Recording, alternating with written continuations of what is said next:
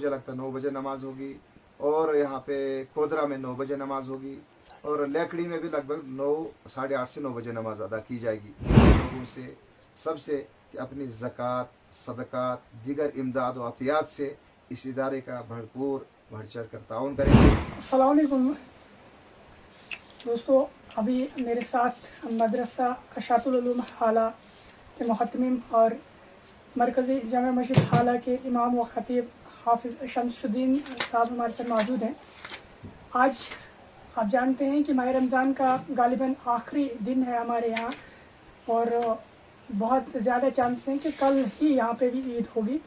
तो इस असना में हम आज इनके पास यहाँ आए हैं और इनसे हम ये आज जानने की कोशिश करेंगे कि हर जगह आप जानते हैं कि ईद नमाज होती है, और ईद नमाज का एक मुकर्रर वक्त होता है।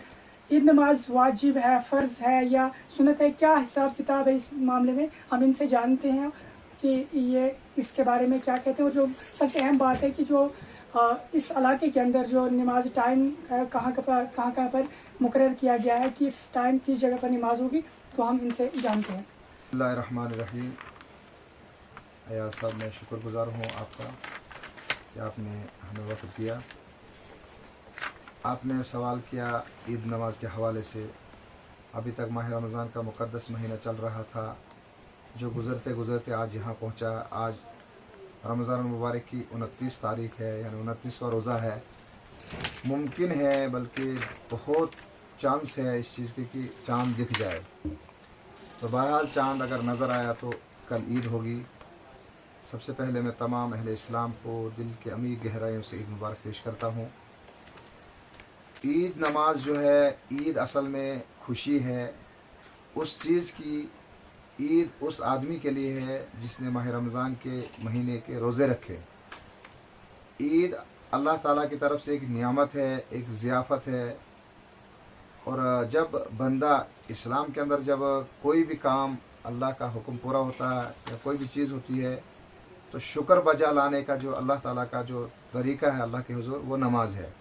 तो मुसलमान जब भी शुक्र बजा लाता है तो नमाज के ज़रिए से शुक्र बजा लाता है। तो ईद नमाज इसके बदले में है, रोज़े के बदले में, सदका फ़ितर के बदले में, तरावी के बदले में अल्लाह ताला ने ये तौफ़ीक इनायत दी। अब इसके बदले में शुक्राने के तौर से नमाज, ईद के दिन नमाज ईद उल फ़ितर वाजिब दो अदा करना है।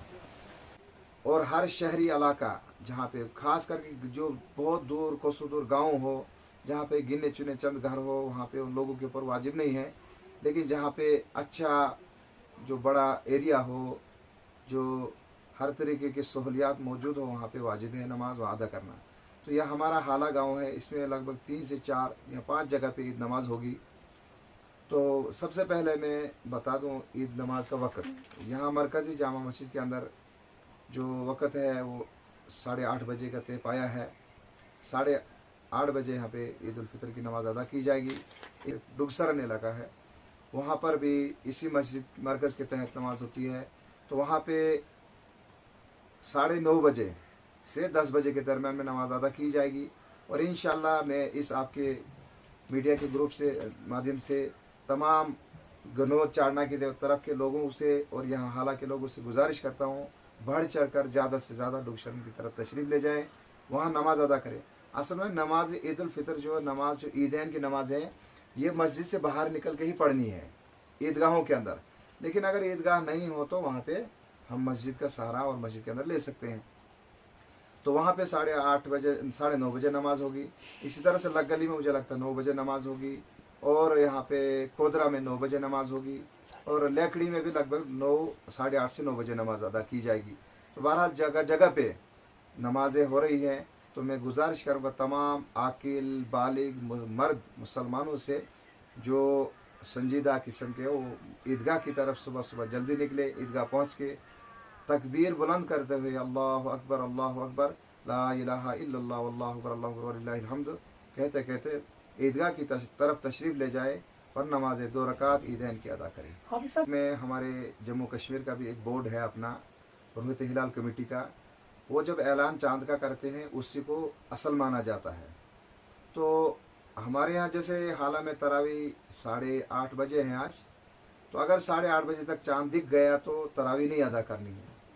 तो अगर हम जैसे इस चीज़ की भी इजाज़त है, अगर चांद देखने के लिए आधा घंटा 20 मिनट हम इंतज़ार कर सकते हैं, लेकिन ज़्यादा 1 घंटा 2 घंटा इंतज़ार नहीं करना है, बल्कि नमाज अदा करके अपनी तरावी मुकम्मल करनी है। और उसके बाद अगर चांद नज़र भी आ जाए कोई बात नहीं, अगर नहीं नज़र आए तो बरकरार रहेगा। इसी तरह से एतकाफ़ का मसला भी है।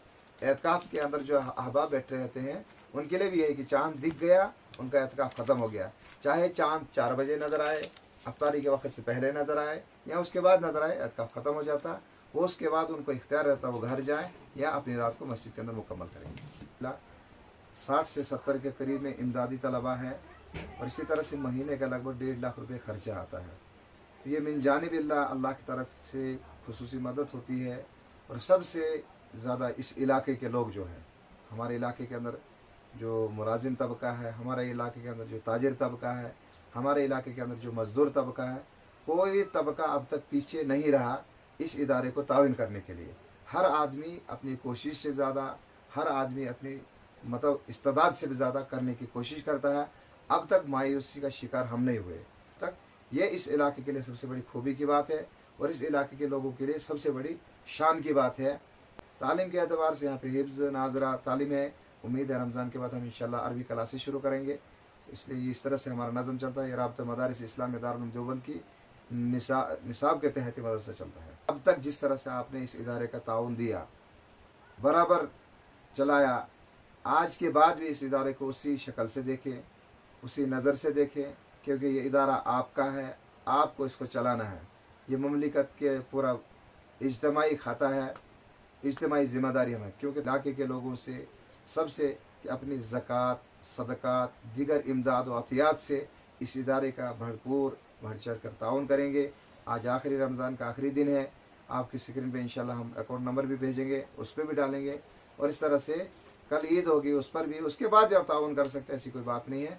अल्लाह ताला जज़ा खैर अता फरमाए आपको।